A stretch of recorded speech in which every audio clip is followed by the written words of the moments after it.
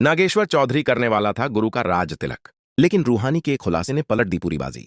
दोस्तों, चौधरी परिवार में अब एक ऐसा मोड़ आने वाला है जिसके बाद गुरु और उसके पिता नागेश्वर चौधरी के रिश्ते में बहुत बड़ा बदलाव देखने को मिलेगा।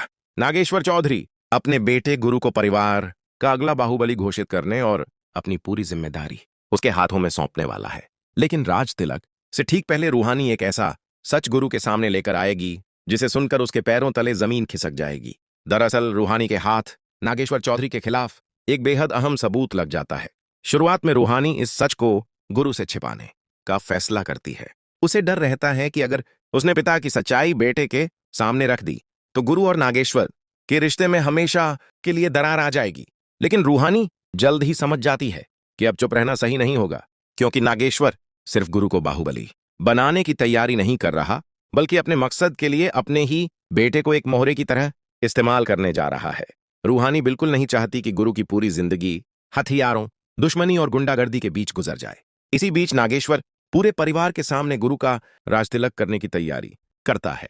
घर में उत्सव जैसा माहौल होता है और नागेश्वर गर्व से गुरु को अपनी विरासत सौंपने वाला होता है। लेकिन तभी रूहानी वहां पहुंच जाती है। रूहानी सबके सामने गुरु को एक रिकॉर्डिंग सुनाती है। रिकॉर्डिंग में नागेश्वर चौधरी की आवाज साफ सुनाई देती है।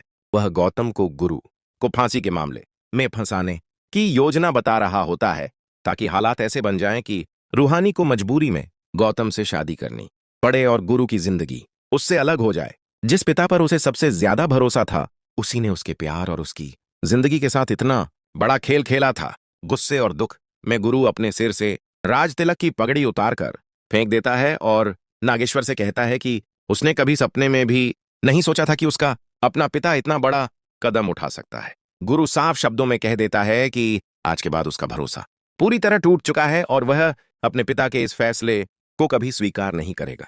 नागेश्वर भी यह सुनकर बुरी तरह भड़क जाता है। उसे लगता है कि चौधरी परिवार की सारी ताकत और प्रतिष्ठा उसकी वजह से है। वह गुरु को चेतावनी देता है कि अगर उसे इस घर में रहना है तो उसकी शर्तों पर चलना होगा। नागेश्वर यहां तक कह देता है कि अगर गुरु और रूहानी उसकी बात नहीं मानते तो दोनों चौधरी हवेली छोड़कर जा सकते हैं।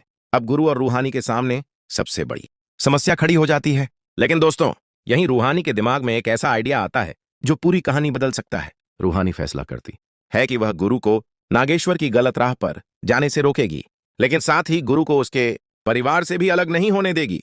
अब वह ऐसी चाल चलने वाली है जिससे नागेश्वर को खुद एहसास होगा कि अपनी जिद और सत्ता की चाह में वह अपने बेटे को हमेशा के लिए खो सकता है। क्या रूहानी की यह योजना कामयाब होगी?